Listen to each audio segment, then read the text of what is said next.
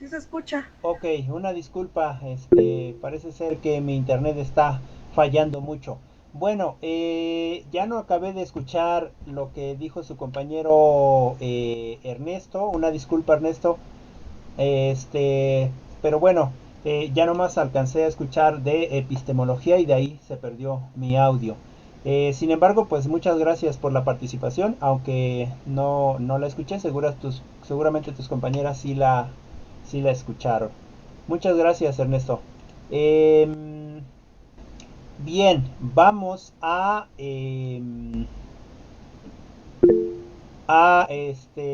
darle la oportunidad a Cristal. No sé si nos quieres comentar algo, Cristal, con respecto a la lectura.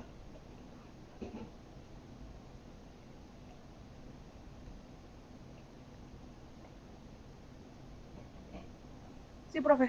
Ok, adelante. Decía que la epistemología estudia las circunstancias históricas, psicológicas y sociológicas que llevan a obtener conocimientos científicos y los criterios por los cuales se justifican o invalidan. Al igual decía que es de la definición clara y precisa de los conceptos epistemológicos más usuales, como la verdad, la objetividad, la realidad o la justificación. Ok, ok. Bien. Bueno, vamos a trabajar la epistemología, ¿sale? ¿Qué cosa es la epistemología? Seguramente ustedes lo verán más a fondo en algunas materias posteriores.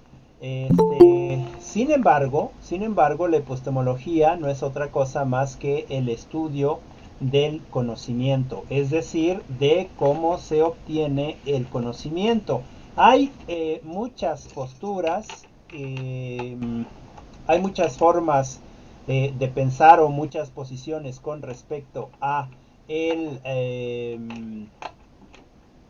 el, la obtención del conocimiento, ¿no? Y lo que intenta la epistemología es precisamente conocer cómo se conoce ese conocimiento, una teoría de cómo se adquiere ese conocimiento. Si nos ponemos a pensar un poco de cómo es que nosotros y nosotras a través de este periodo de vida en el que hemos estado, puede ser que seamos este digamos de los 90 o de los 2000 quizás, y cómo es que hemos obtenido un conocimiento, ¿no? Eh, ¿Cuál es el conocimiento efectivo, digamos, ¿no? Entonces, por eso es que se tiene digamos, esta epistemología como la que intenta dar cuenta de lo que vamos precisamente aprendiendo y cómo es que lo aprendemos. Por lo general, se tenía pensado que el conocimiento se daba de manera científica, es decir, utilizando una metodología para el aprendizaje, es decir, una, eh, una metodología cuantitativa. En ese sentido, la metodología cuantitativa es aquella que lleva una serie de pasos que finalmente se demuestran en algún momento. Por ejemplo, una investigación. La investigación de el nivel de lectura o por qué los mexicanos no tenemos un nivel de lectura alto, ¿no? Y seguramente ya hay otras investigaciones y lo que vamos a hacer en este método científico es precisamente tomar todos esos datos que ya están precisamente escritos en algún documento y los pondríamos de manera física tal cual en el documento que nosotros estamos realizando, ¿no? Y finalmente nosotros con todas esas herramientas, con todo eso que ya justificamos en el marco metodológico, también vamos a realizar nuestra investigación. Y quizás nosotros lo que haríamos es precisamente en este salón hacer una encuesta, hacer una entrevista, hacer observaciones con preguntas, eh, digamos, muy puntuales que me den cuenta de lo que yo estoy investigando, ¿no? Y entonces se hace al principio una hipótesis, ¿no?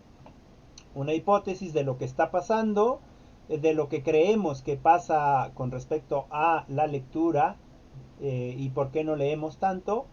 Y, eh, y después al final corroboramos o desechamos esa hipótesis y comprobamos de alguna manera. Ese es el método científico, ¿no? Es decir, tiene una metodología.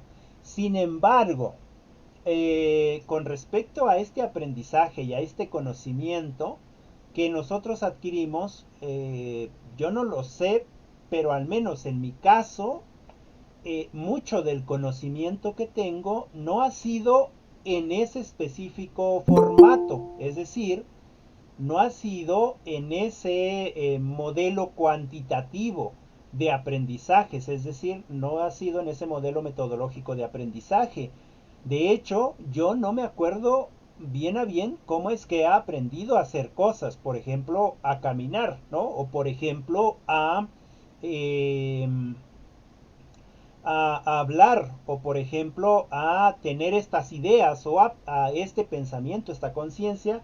De hecho, no lo sé cómo se ha aprendido, ¿no? Simplemente sé que he aprendido, como quizás nos pasa a muchos de nosotros, ¿no? Que no sabemos cómo aprendemos algo, simplemente sabemos que lo aprendimos. En ese sentido, no llevamos un marco metodológico o un conocimiento científico, ¿no es cierto? En ese sentido, hay estos encuentros o había estos encuentros de que el conocimiento, por ejemplo, el conocimiento del arte no es conocimiento, ¿no? ¿Por qué? Pues porque no es científico, no lleva un método científico. O el conocimiento, por ejemplo, eh, de otra actividad que no necesariamente lleve pasos metodológicos, no puede ser estudiado o no puede ser llamado como conocimiento, ¿no? Ahí está la duda con respecto, entonces, ¿qué es el conocimiento? ¿Solo lo científico? Es decir, solamente obtenemos conocimiento de lo científico. En ese aspecto, la epistemología, como se encarga de estudiar la teoría del conocimiento, es decir, se encarga de saber o se encarga de intentar dar cuenta o demostrar cómo se ocupa o cómo se obtiene el conocimiento, ha tenido precisamente que ampliar el significado con respecto al mismo. Dice Dulce, la epistemología es una rama de la filosofía que se ocupa de estudiar la naturaleza, el origen, la validez y la validez del conocimiento. En ese sentido, les decía, la validez del conocimiento solamente se puede estar seguro del conocimiento mediante un método científico. Tanto es así que René Descartes dice, eh,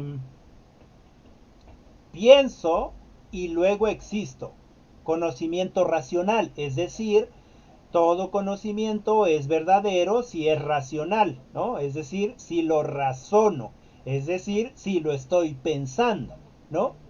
Pero hay conocimiento que no es razonado, que se viene por la sorpresa, que se viene por la experiencia, que obtenemos simplemente porque nos topamos con él, ¿no?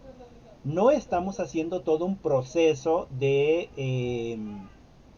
metodológico para obtener conocimiento. Ahí está el inconveniente, ¿no? ¿Qué es precisamente,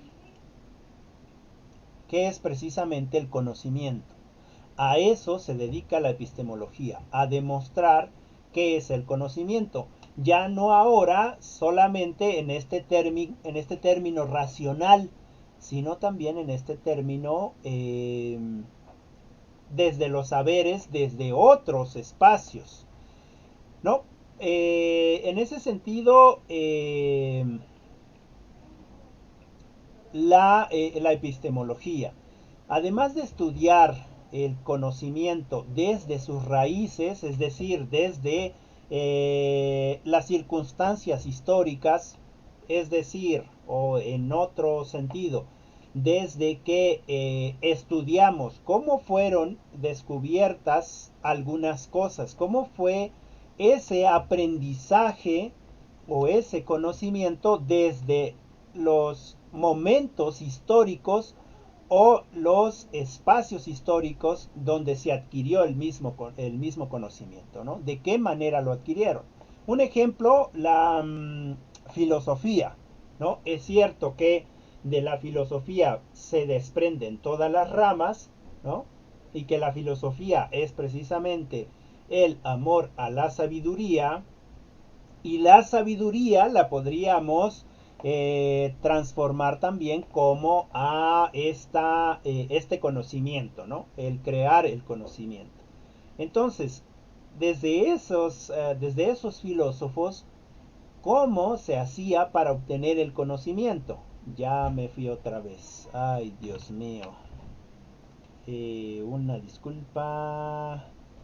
Una disculpa muchachos, otra vez me dejó el internet. En un momentito me conecto y seguimos con la clase.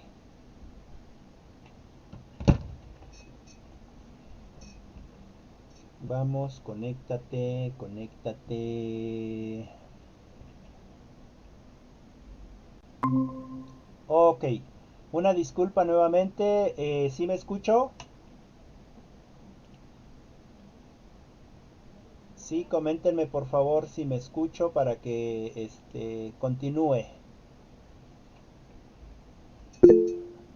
Ok, ok, muchas gracias Angélica, muchas gracias Cristal, Maribel, muchas gracias. Ok, bien, les decía que los filósofos eh, comenzaron precisamente a interesarse por esta sabiduría o por este conocimiento. ¿De qué manera lo hicieron? Lo hicieron de esta manera de ir pensando, de ir reflexionando sobre lo que a ellos les interesaba saber, ¿no? Y ellos, de alguna manera, aunque todavía no se definía en aquellos tiempos que el conocimiento se obtenía de manera racional mediante un método científico, sí que es cierto que usaron un método científico quizás primitivo, ¿no? Se preguntaban sobre algo, por ejemplo, por qué respiramos, y se daban o daban ciertas hipótesis, ¿no es cierto? Y esas hipótesis eran contestadas precisamente con ciertas investigaciones o ciertas teorías que ellos tenían. En ese sentido, la epistemología estudia el inicio del conocimiento desde sus circunstancias históricas. Pero además no solamente de eso, sino también, recuerden que en sociología hemos comentado que este acto educativo, este acto de aprendizaje, no se puede dar por sí solo, se da en compañía con el otro o con la otra. No importa que seamos autodidactas, siempre se va a dar con el otro y con la otra. En ese sentido, la epistemología estudia desde estas circunstancias históricas, pero también desde estas circunstancias sociológicas. Además de las psicológicas, ¿no? Es decir, la relación que tiene la psique con el que está aprendiendo. Y este conocimiento científico o este conocimiento que se transforma o se trabaja siempre va a ser justificado o inválido. Es decir, tengo mi hipótesis, esta hipótesis la voy a justificar o la voy a invalidar. Si la justifico es que esta hipótesis que tengo es correcta y entonces en consecuencia en este conocimiento científico o trabajo científico puedo decir que el conocimiento es real o es verdadero, ¿no? En ese sentido, la epistemología tiene ciertos conceptos, es decir, que algo es verdadero, que algo es objetivo, que algo pertenece a la realidad o que se justifica ese conocimiento. Entonces, en ese sentido,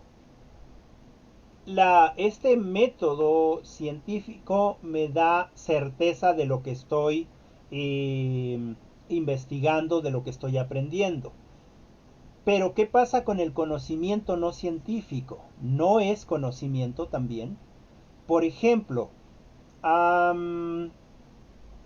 alguien estudia agronomía, ¿no? Estamos estudiando agronomía y en agronomía nos enseñan cómo cuidar la tierra, cómo tratarla, cómo ponerle fertilizante o abono, etcétera, etcétera, etcétera. Nos enseñan para hacer siembras, hacer hortalizas, etcétera, etcétera, etcétera. O tenemos un conocimiento teórico, ¿no? Ese es el conocimiento científico, digamos, que se ha comprobado, que se sabe que funciona, ¿no? Que quizás trae ciertos inconvenientes, pero que finalmente es funcional, ¿no? Tal vez hace que la tierra cada vez que se vaya echando más fertilizante necesite más y se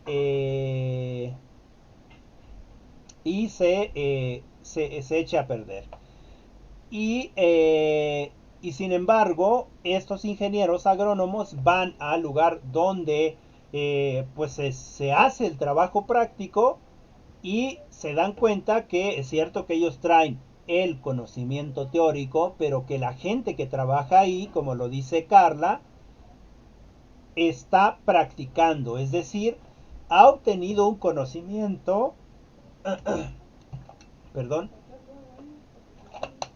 ha obtenido un conocimiento quizás que no fue en la universidad, que no fue en los libros, sino que fue gracias a este conocimiento que se traspasó de padre a hijo, es decir, tatarabuelo, abuelo, padre, hijo, y que lo han puesto en práctica toda la vida, ¿no?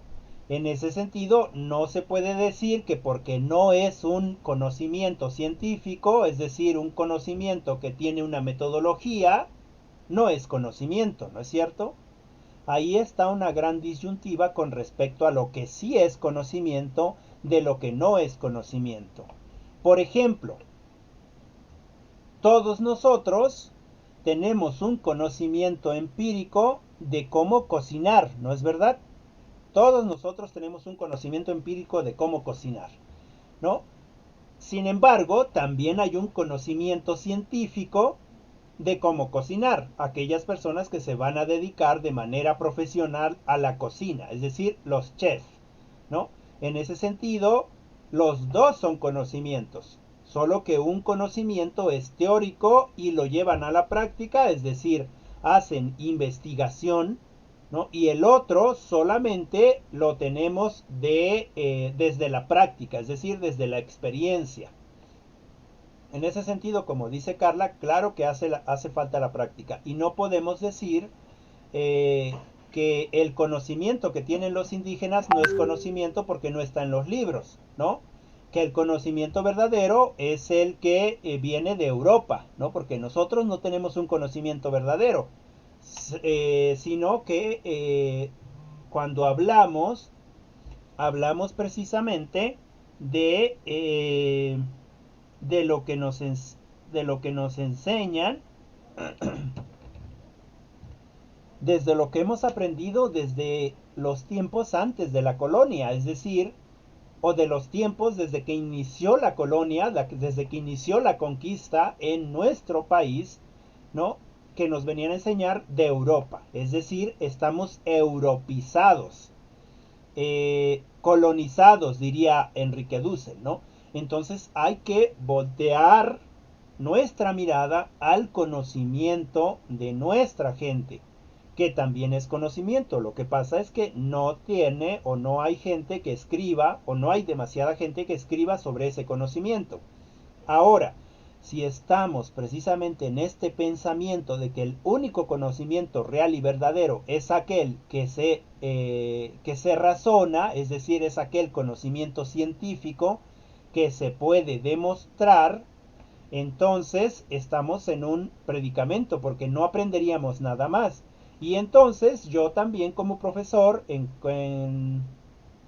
consecuencia con sus calificaciones, eh, pues yo no podría demostrar, pues yo podría decir, es que los alumnos de pedagogía tienen un nivel excelente eh, pues de teoría, ¿no? Un nivel excelente teórico. Y sin embargo viene alguien, les pregunta y quizás no es así, ¿no? ¿Por qué? Porque quizás lleva una metodología para hacerles una evaluación y en la evaluación no sacan un buen porcentaje. Y entonces ustedes quedarían como que no tienen conocimiento. Sin embargo, eh, si ustedes van a una escuela y en la escuela se ponen a laborar, ¿no? Y aplican todos esos conocimientos, resuelven cosas que se dan en el momento, que no vienen de ninguna manera en ningún libro, en ningún manual, y ustedes hacen y comparten el conocimiento que tienen y su escuela es una de las mejores, ahí queda inválido esta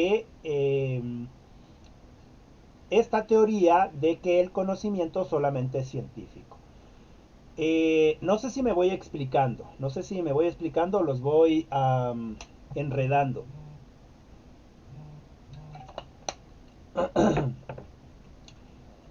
Ok, ok, muchas gracias. En ese sentido, existe el otro conocimiento, el conocimiento de la experiencia, el conocimiento que se adquiere en otros espacios o que los adquirimos en la vida cotidiana o en nuestro diario vivir, que es el conocimiento de la experiencia o el conocimiento empírico o llamado conocimiento vulgar, ¿no? Es decir, del sentido común, que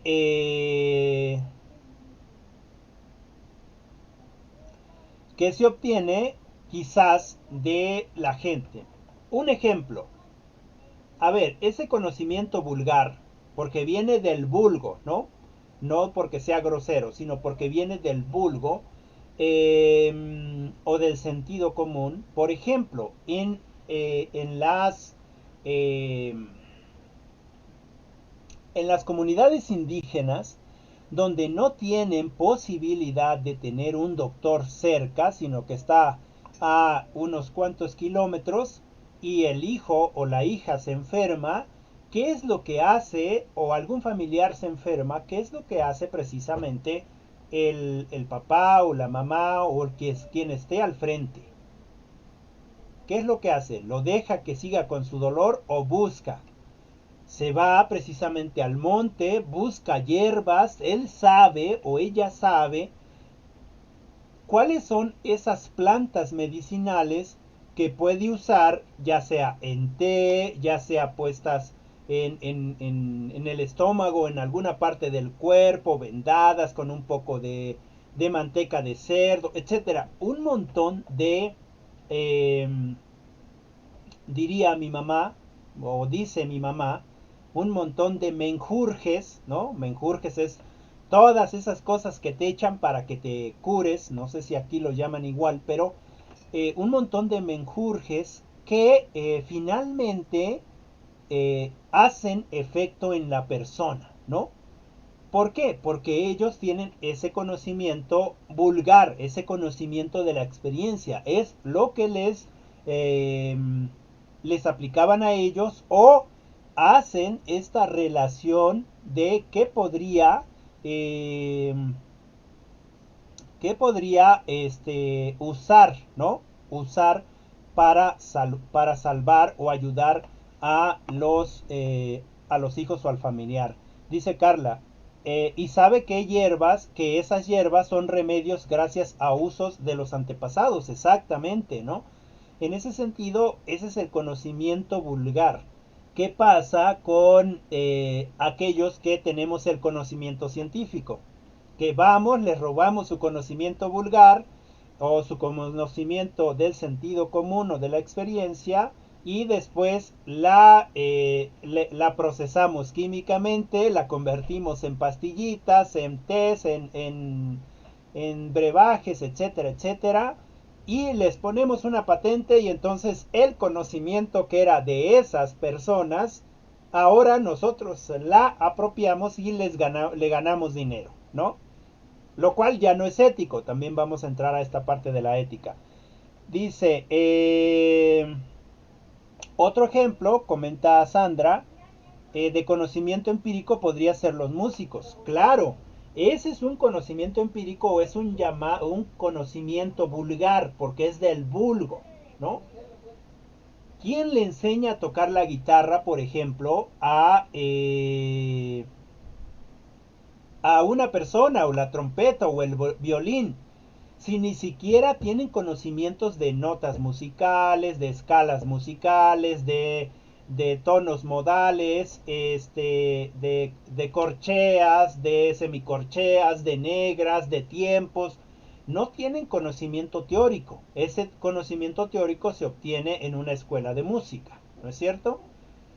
Y es un conocimiento científico. Pero ¿qué pasa precisamente con aquellos músicos que tocan muy bien y les preguntas, ay, ¿y qué nota es esa? ¿Quién sabe? Pero es que se escucha muy bien y yo me acoplo a cómo vayan los músicos, ¿no? Sí existen esas personas. Entonces, es un conocimiento empírico. Es decir, como lo dice Claudia, que el conocimiento empírico tiene sus fuentes o tiene sus inicios en la experiencia. ¿Y qué es la experiencia? Pues es el conocimiento eh, mediante percepciones enlazadas. Sí, sí. Eh, sí, trato de entender esto de percepciones enlazadas. Supongo que se refiere su compañera un poco a que nosotros no podemos aprender nada más si no alguien lo vemos en alguien, o alguien no los enseña, ¿no? Es decir, la experiencia de otros se vuelve nuestra experiencia. En ese sentido, las otras formas de conocimiento que existen, ¿no? Por eso, epistemología y la teoría del conocimiento. ¿Cómo se obtienen estos conocimientos? Ya ahora nos queda claro que no precisamente se obtiene conocimiento única y exclusivamente de esta metodología científica, sino que existen otros miles de conocimientos y que podemos aprender desde otros modos de la experiencia. Es decir, podemos aprender con el tacto, podemos aprender con el cuerpo, podemos aprender con el sentimiento, es decir, podemos aprender desde muchos espacios. A nosotros nos enseñan precisamente a aprender única y exclusivamente desde lo racional, ¿no es cierto? Uno más uno, 2. 2 más 2, 4. Y así, específicamente desde lo metodológico y desde lo meramente aprendido, es decir, de lo que recordamos, desde la memoria, ¿no? Por ejemplo, ¿cómo es que ustedes aprendieron las tablas de multiplicar? ¿No? Seguramente lo que aprendimos fue tal vez repitiendo 2 por 1, 2, 2 por 2, 4, y así sucesivamente, ¿no? Aprendimos desde la repetición y no las memorizamos. ¿Cuándo es que realmente, como dice Carla, si juntamos esos conocimientos previos con los nuevos y los vinculamos, hay un aprendizaje significativo? Bueno, ¿cuándo es que eso que nos aprendimos de memoria se vuelve significativo? Pues en la cotidianidad, cuando, cuando ya necesitamos aplicar esos conocimientos, ¿no es cierto? Nos va a pasar lo mismo ahorita en la universidad. ¿Qué nos está pasando? Que tratamos de aprendernos cosas para sacar buenas calificaciones. ¿Cuándo vamos a aprender realmente esto que estamos teniendo teóricamente? Pues bueno, cuando lo apliquemos precisamente en nuestros contextos dentro de nuestra vida educativa, es decir, dentro de nuestro quehacer docente. En ese sentido se volverá un aprendizaje significativo. Claudia dice, el conocimiento empírico también se obtiene mediante los sentidos, pero con la característica adicional de que se le adicionan el componente de la repetición, lo cual se traduce en experiencia. Sí, a esto en otros espacios, en otras materias, en otro cuatrimestre, lo vamos a conocer como las teorías del aprendizaje, ¿no? Es decir, como las teorías en las que nosotros vamos aprendiendo. Eh, a esto se le puede llamar conductual o conductismo, ¿no? Que está propuesto por Skinner y que precisamente en este sentido de repetición, en este sentido eh, conducir, se pensaba que el ser humano aprendía, ¿no? Y esa teoría nunca se va a perder debido a que ciertamente al principio de nuestra vida todo lo hacemos por imitación y repetición. Un ejemplo de alguno de sus experimentos, seguramente entraremos más a profundidad cuando nos toque, era el experimento de una rata, ¿no? De un ratón, que le ponía precisamente comida en algún lado y este ratón buscaba el camino a llegar a la comida, ¿no? Porque era su motivación, ¿no? En este sentido de estímulo-respuesta. La otra es, por ejemplo, que uno puede educar a los animalitos. Por ejemplo, a un perrito. Si ustedes hacen algún gesto, por ejemplo, palmean, hacen su palmeada y el perrito primeramente te va a ver y no te va a hacer caso, ¿no? Pero si lo llamas, por ejemplo, hey Bobby, y le pegas y ya seguramente va a venir.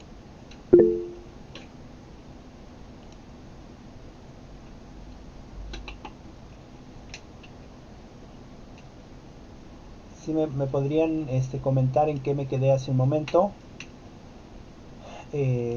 para que de ahí continuemos.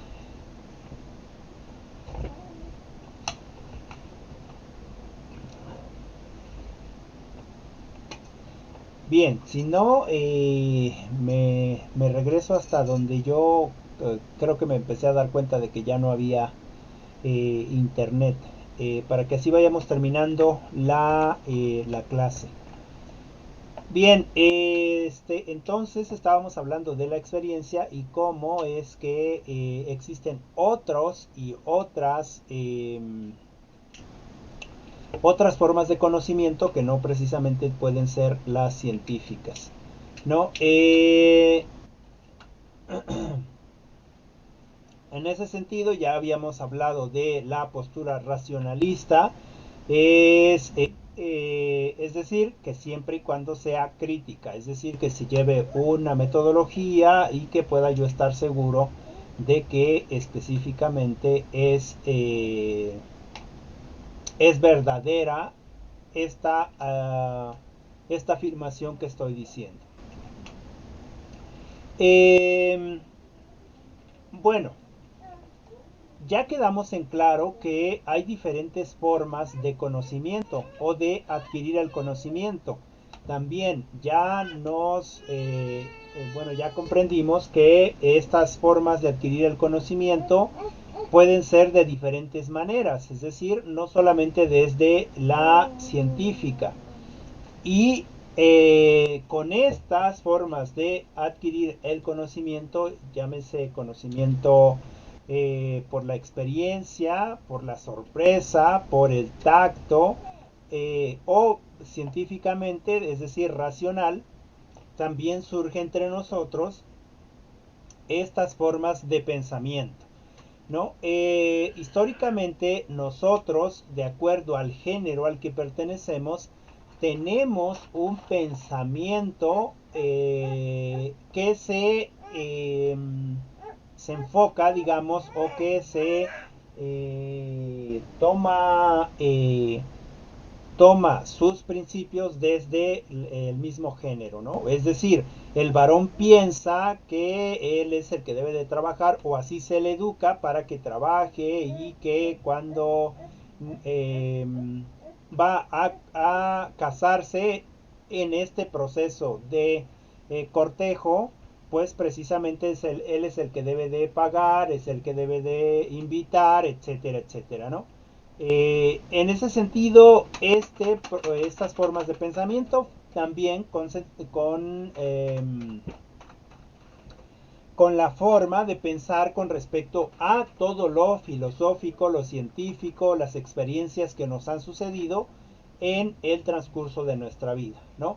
A este sentido, a este pensamiento, a este conocimiento, se le llama precisamente epistemología o la teoría del conocimiento, que también puede ser ciencia filosófica, ¿no? Ciencia o filosofía. Eh, y en ese sentido no podemos negar de que todo el conocimiento, todo lo que aprendemos es conocimiento. Es decir, no solamente lo que pensamos o la filosofía, sino todo aquello que tiene que ver con la realidad es conocimiento, ¿no? Es decir, nosotros eh, este, podemos entender la realidad, y esa realidad es para nosotros conocimiento. Dentro de estas realidades, o dentro de estas investigaciones con respecto a las teorías filosóficas del conocimiento, eh, si queremos que este conocimiento se dé, tiene que estar basado estrictamente en lo filosófico. Y cuando hablo de filosófico, no precisamente tiene que ser dictado por la filosofía, sino en este proceso filosófico de preguntarnos el porqué de eso, o el porqué de ese objeto de estudio que queremos aprender. En ese sentido tenemos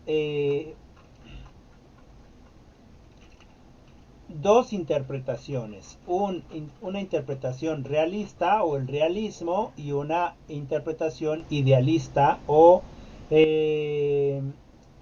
subjetiva. Con respecto a la interpretación realista, es parte de este supuesto de que el mundo conocido es exterior al sujeto. Es decir, yo en mi realidad lo que veo es exterior a mí, ¿no? Lo que veo es exterior a mí. Y que solamente constituye una idea del conocimiento con respecto a una realidad ya dada. Con respecto a una realidad ya dada. Exactamente, Carla, podemos filosofar en este sentido de preguntarnos, ¿no? Preguntarnos por qué las cosas. Bueno, regreso. a una realidad dada. Es decir, lo que yo conozco está dado por la realidad. Cuando yo digo la planta es de color verde, estoy dando una realidad que nosotros mismos hemos enjaulado en un concepto, ¿no? Es decir, a ese color que tienen los árboles le decimos color verde.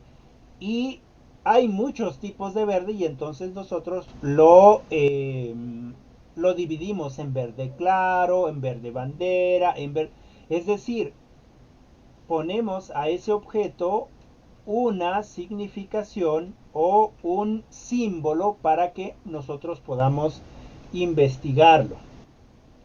En ese sentido, eh, esta, este, esta concepción realista, para que se vuelva conocimiento, debe de venir acompañada por esta criticidad, por este calificativo crítico.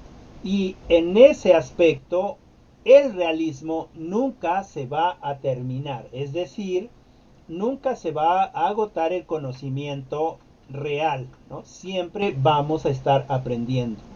Y en consecuencia, cualquier tipo de conocimiento, cualquier tipo de aprendizaje, todo nuestro periodo de vida la vamos a seguir aprendiendo, la vamos a seguir aprendiendo. Inclusive cuando nosotros muramos, el conocimiento que adquirimos se va a quedar ahí quizás plasmado y ese lo van a seguir trabajando, ¿no?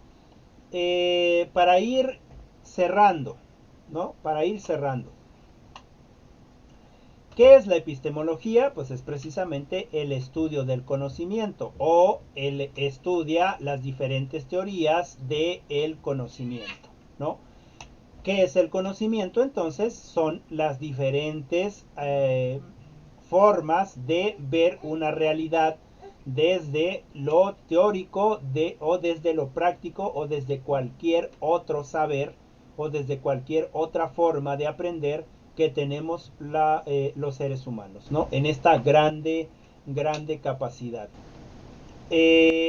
Igualmente, se trata la lógica y el saber racional en el sentido de que unimos lo que puede ser lógico y lo que puede ser racional.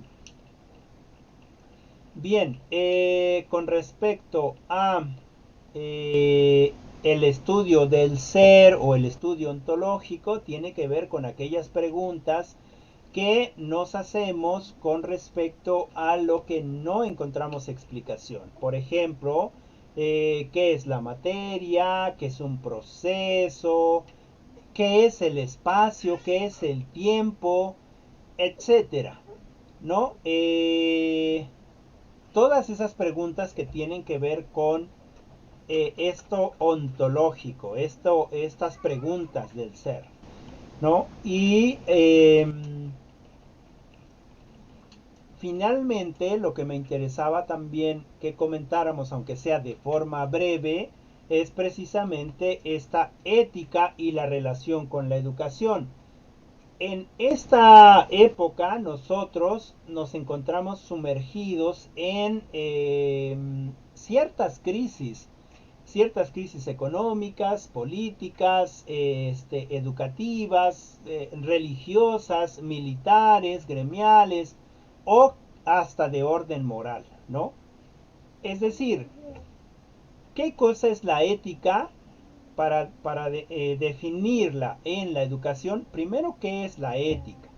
La ética no es otra cosa más que una ciencia que estudia el objeto de lo moral, ¿no? En ese sentido, estudia todos los conceptos que envuelven al ser humano.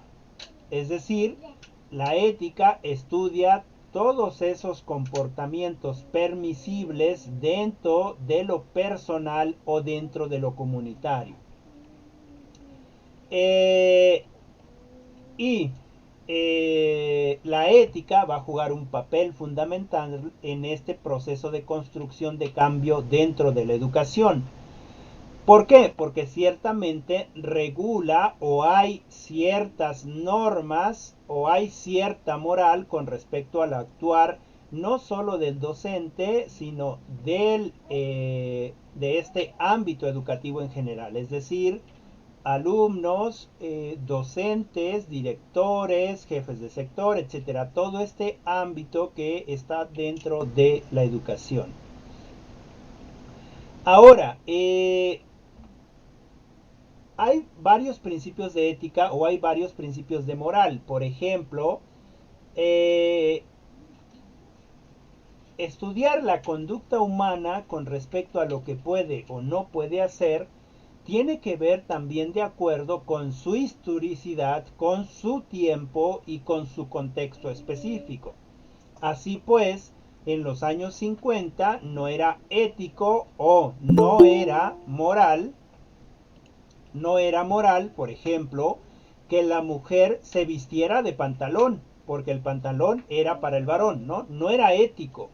Bueno, en realidad no era moral, ¿no? Porque la ética ya dijimos que es la que estudia precisamente a la moral. Entonces no es moral, es una norma que no está bien vista, es decir, es una regla que la mujer debería de vestirse con vestidos o creo que ni faldas había en esos tiempos. Entonces, eh, era respetada en su tiempo. Sin embargo, ahora en nuestros tiempos, la mujer puede vestirse con pantalón, ¿no es cierto? Aún ahora en nuestros tiempos, en otros países, la mujer no puede siquiera vestirse con vestidos, ¿no? Por ejemplo, en los países donde las mujeres usan un burka, ¿no? ¿Qué es el burka? Es aquel pedazo de tela que es solamente que te cubre todo el cuerpo, es decir, es como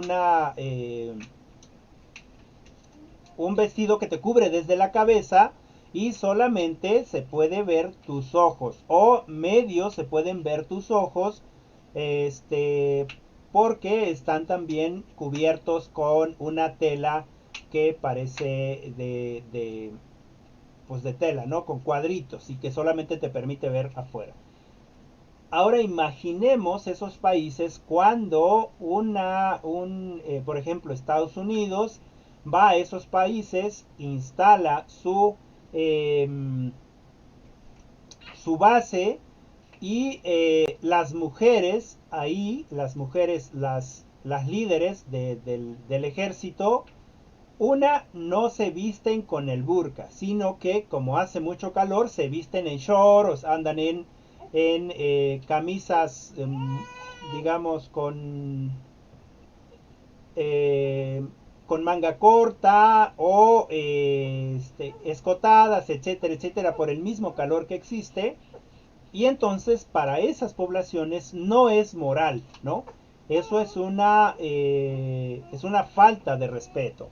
Ahora, si a eso le aunamos que estas mujeres son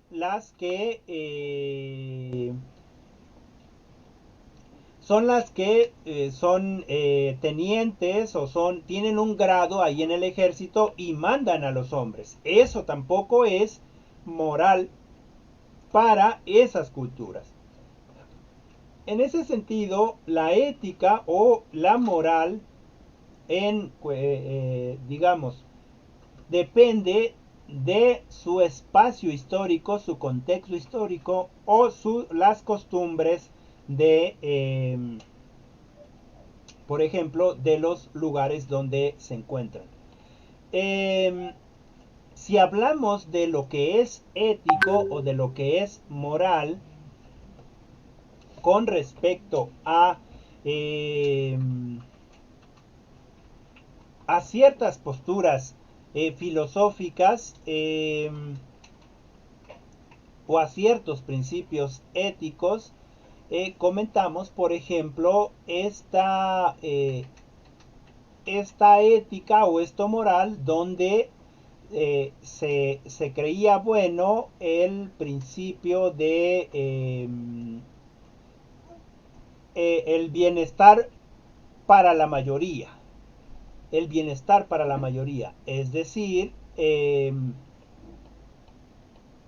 esta ética teleológica que era utilitarista.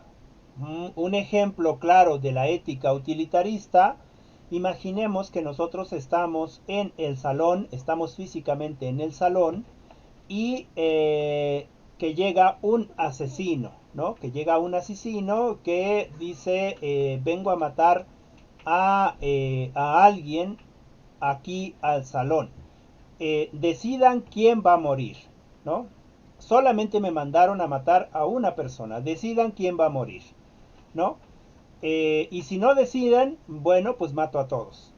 Y entonces la ética utilitarista es el bienestar de los que más se pueda, aunque no haya un bienestar de uno o de los pocos, ¿no? En ese sentido decidimos que alguien muera. Es decir, es una ética utilitarista. En ese sentido, es ético, o ese era el pensamiento, es moral que los demás no salvemos y muera alguien, ¿no?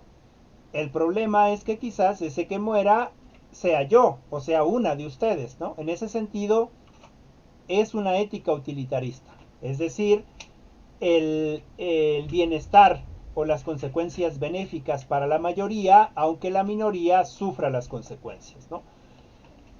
Creo que no es una ética, o en ese tiempo era moral hacer eso. Justo ahora hay algunos países que creen que eso es moral. Mientras tengan el beneficio para ellos, no importa que haya perjuicio o haya no beneficio para los otros. Y para muestra podrían leer a Zygmunt Bauman con el libro que se llama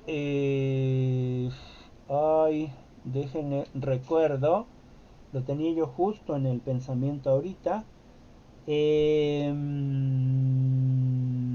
Bueno, ya me acordaré, si no me acuerdan para que les dé el nombre.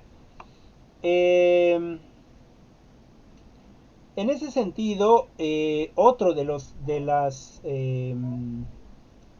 digamos, de las miradas, una mirada deontológica, es precisamente la que hablaba Emmanuel Kant, o Kant lo conocemos vulgarmente, ¿no? Él hablaba precisamente de la crítica de la razón pura, es decir, que él no tendría, en este sentido de lo moral o de lo ético, no tendría por qué sacar algún beneficio. Es decir, que lo ético era ético por sí solo, era un principio de universalidad. Un ejemplo, y con este ejemplo voy terminando. Digamos que vamos pasando por un... Ay, ya se me fue el internet otra vez. No puede ser. Ay. ¿En cuántos internet tienes? Ahorita ya bien poquitos, pues ya se fueron. Déjame anotarles la tarea. A ver dónde está. Ya voy a acabar, ya voy a acabar. Así que 5 minutos de internet y con eso acabo. Filosofía clásica. Mira. Filosofía clásica 2.2 es Platón y el idealismo. Platón y el idealismo. Y luego sería la 2.3, que es Aristóteles y el racionalismo. Ok, una disculpa, creo que me volví a ir. ¿Sí me escucho? Ok, ok. Bien, entonces les termino de contar. Un ejemplo de la ética de Kant, o de la crítica de la razón pura, era precisamente que, y con esto ya termino, se los prometo, digamos que vamos pasando por un lugar y escuchamos los gritos de alguien, ¿no? Y ese alguien puede ser cualquier persona que está precisamente en un lago y se está ahogando, ¿no? Y se está ahogando. Entonces nosotros escuchamos esos gritos y vamos a ver qué cosa está pasando, ¿no? Y nos damos cuenta que esa persona que se está ahogando es nuestro familiar, puede ser nuestra madre, puede ser nuestro padre, puede ser nuestro hermano, etcétera, ¿no? Y entonces, pues obviamente vamos a buscar la manera de salvarlo, ¿no? Y a eso se podría decir que es algo ético o algo moral, salvar a alguien. Sin embargo, para Kant no es ético ni es moral. ¿Por qué? Porque hay algo de por medio. Tienes algo que te va a, digamos, eh, hay un beneficio, ¿no? Es decir, tú tienes un beneficio, es tu hermano, es tu hermana, es tu madre, es tu padre, es decir, lo salvas porque tienes un beneficio ahí. Entonces, eso no es ético. Digamos que el que se está ahogando no es tu hermano ni es un familiar, es una persona a la que le debes, digamos, un dinero y entonces tú lo salvas, ¿no? Pero lo salvas no porque sea ético salvarlo, ¿no? Sino lo salvas porque quizás él en agradecimiento o ella en agradecimiento va a precisamente reducirte esa, eh, esa cuenta a la que debes, ¿no? Tampoco es ético, ¿no? Ahora, imaginemos que el que se está ahogando o la que se está ahogando, digamos que la que se está ahogando es esa amiga que era, pero que fue la que me quitó al novio, ¿no? Y que yo la detesto, no la puedo ver ni en persona, bueno, ni en pintura, perdón. Y, y entonces hay dos posibilidades, que se ahogue por haberme quitado algo mío, o la otra es que, pues a pesar de que la odio y la detesto, este, la salvo, ¿no? La salvo, es decir, le ayudo a salir. Y también ahí Kant lo ve como no ético. ¿Por qué? Porque quizás eh, lo haces para recuperar su amistad, etcétera, etcétera. O quizás ella en recompensa me da su amistad. Pero ¿qué pasa si ves a alguien que ni siquiera lo conoces, que ni siquiera sabes quién es, no sabes si es un asesino, si es una asesina, etcétera, etcétera? Sin embargo, tú, pues en este acto ético, sin pensar en las consecuencias, vas y lo salvas, ¿no? En ese sentido, para Kant sí es ético, porque tú no ganas nada. Lo haces porque está ese imperativo categórico de que es correcto. Bien, cierro esta plática. Eh, en ese sentido, nosotros con respecto a lo ético debemos hacerlo a pesar de que eso ético no, de que eso que vamos a hacer en este sentido de lo moral no nos beneficie en lo más absoluto. En ese sentido, la educación y la ética, o la ética y la educación. Cuando uno da esta educación es precisamente por vocación, es decir, hacemos las cosas porque las queremos hacer y dentro de ese hacer va lo ético, en ese sentido de respetar al otro, de acoger al otro, de apoyar al otro o a la otra, ¿no? Entonces, bueno, con esto cierro la participación para que podamos dejarles los trabajos para la próxima clase, a menos claro que alguien de ustedes tenga algún comentario final o que quiera ampliar la información. Si es así, les escucho.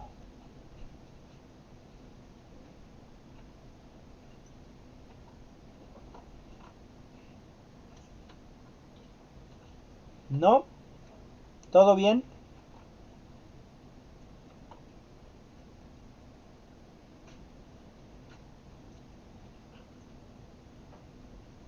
Ok, muy bien, entonces finalizamos.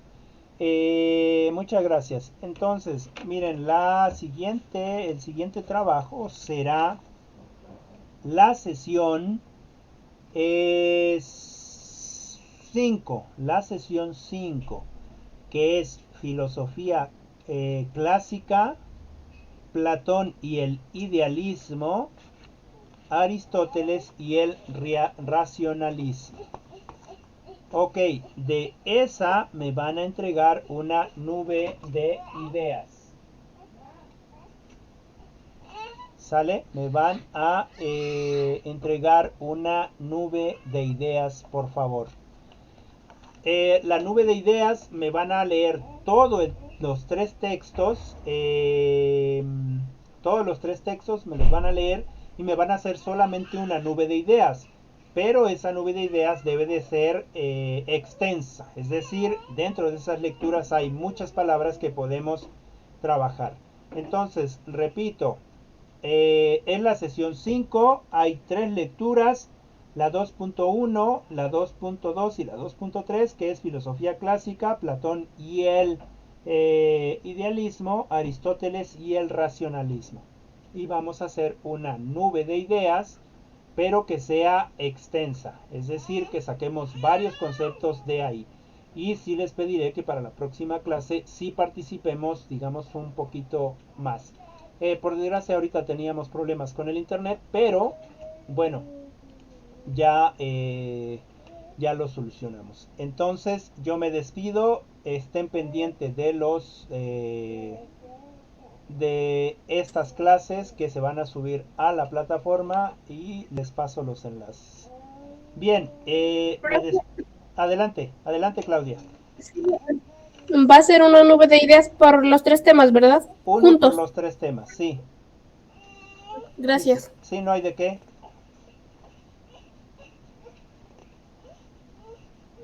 Ok, las tareas, Mari, es la sesión 5. La sesión 5 y de los tres temas que están, una nube de ideas, por favor.